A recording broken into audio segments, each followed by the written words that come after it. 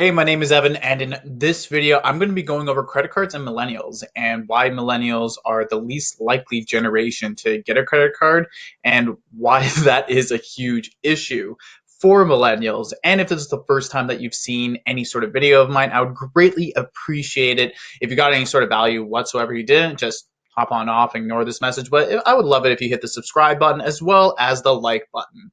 I'd greatly appreciate that. Every little bit helps, so it all goes a long way. And now let's get into credit cards and millennials. Um, Millennials are kind of weird where they like to spend a lot more on eating out. They'll spend a bit more of a premium for services provided than other generations. So not as penny pinchers that I find, because they like to do their yoga. They like to go out and pay extra for craft beer. Um, they're a lot more likely to do these sort of spending habits that past generations don't have. And one of them is actually just not getting into credit cards. And there's a big misconception out there that having credit cards means that you have to get into a lot of debt, which just is not true whatsoever. I think that millennials have gone ingrained in their head student loan debt. So this is correlated with credit card debt, and credit card debt is not a great debt to be in whatsoever. If you're in credit card debt, I would highly recommend that you talk to a credit professional. This is no mean as advice if you are actually in any sort of credit card debt or anything like that. This is just for millennials that are on the fence about getting credit cards and why they should actually get credit cards.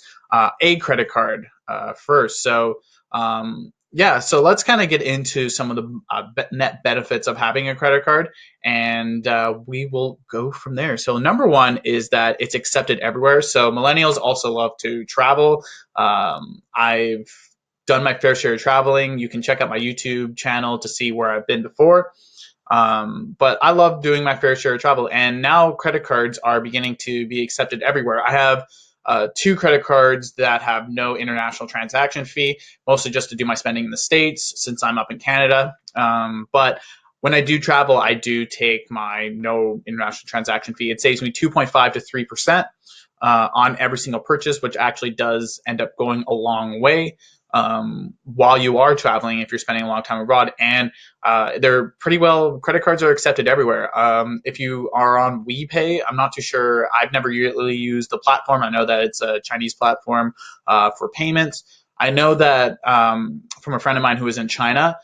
He was in a very rural area of China, which is about 4 or 5 hours away from even like the nearest village. And there are still people that were outside. They didn't even have proper stores or proper anything like that. It was just on the street. They were taking WePay with their phones. So they're pretty well accepted everywhere. Credit cards and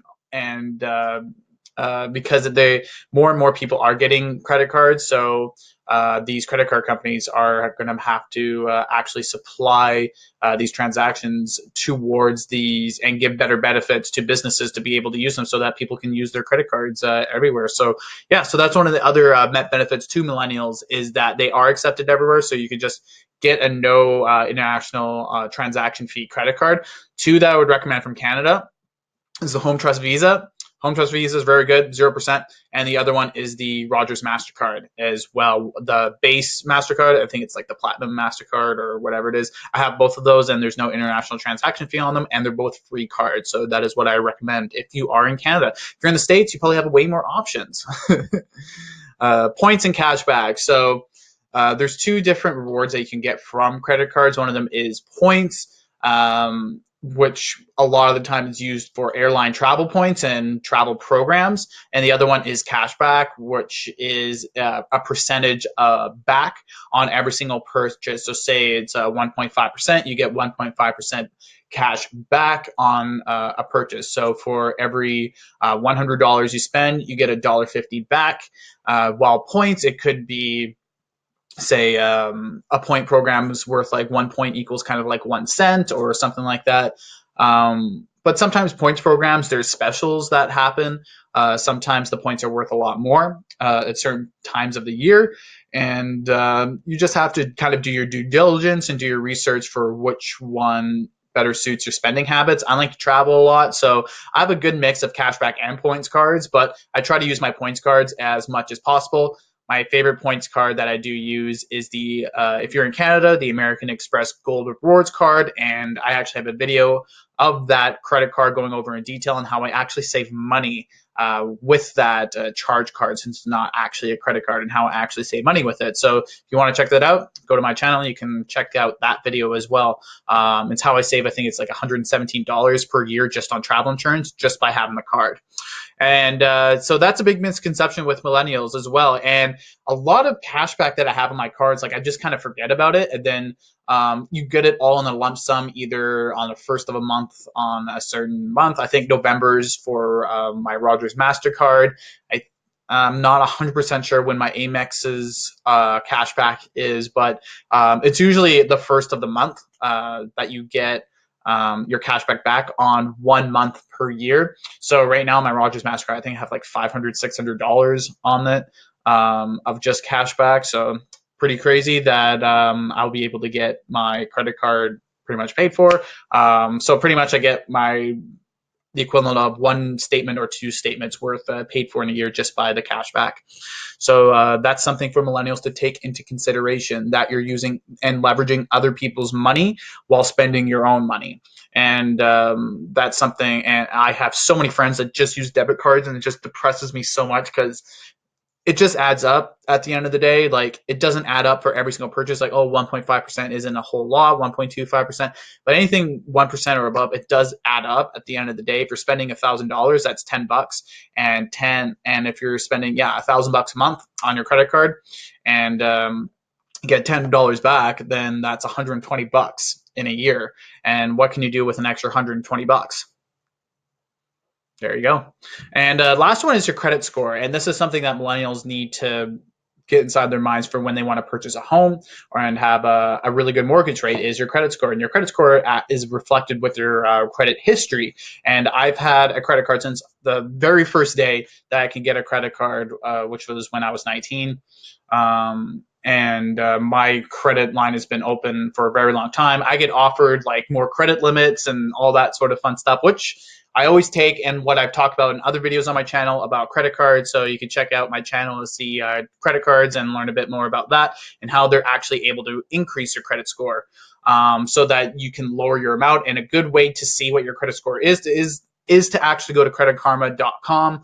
I don't have any sort of affiliation with Credit Karma, so just go to creditkarma.com. I'll probably also put in the description down below too, so that you can actually see what your credit score is completely for free. I don't even know what the affiliate program is for it, but I should probably find out so that I can get some recurring income with that. But yeah, so that actually brings the mortgage rate down in when you want to purchase a home or you want to get a loan from a bank. Your credit history, you're going to be able, what the bank's trust level is of you. It goes a long way with having credit cards. And even if you don't really use the credit card all that often, if you use it like once a month or something like that, great, awesome. That means you're a very high trusting person. So yeah, and then that correlates with the credit score. And those are some of the reasons why millennials need to start getting credit cards. And if you have a friend, or if you have someone that you know, a family member, that's just like, oh, naysay about credit cards, show them this video, and hopefully they'll be able to change their minds about credit cards. And really does go a long way. And if you want to support the channel, I'm going to put a link. And if you're from Canada, I would greatly appreciate this. You can get the American Express Simply Cash card. I think it's a welcome rate at 2.5%. That's on there for 3 months, and I think it's up to $150. So it's a free credit card, and you get to open an account with American Express, which I think gives the best rewards in Canada with their credit cards, and their actual credit cards loyalty goes a very, very long way, and it's 100% free. And so I'm going to put a link to that in the description and down in the comment section below. If YouTube lets me put it down in the comment section, sometimes it doesn't let me do that, but it's going to be down in the description. And that's if you got some value from this video and you're looking to get a credit card ASAP. I would highly recommend that Amex Simply Cash card. I also have a video on that credit card on my channel too that you can check out. So Simply Cash, the American Express Simply Cash card. It's 100% free. And I would greatly appreciate it if you got any sort of value. You can like the video, subscribe, or get that credit card right now. And once again, my name is Evan, and thank you guys so much for watching this video, and I'll catch you in the next one.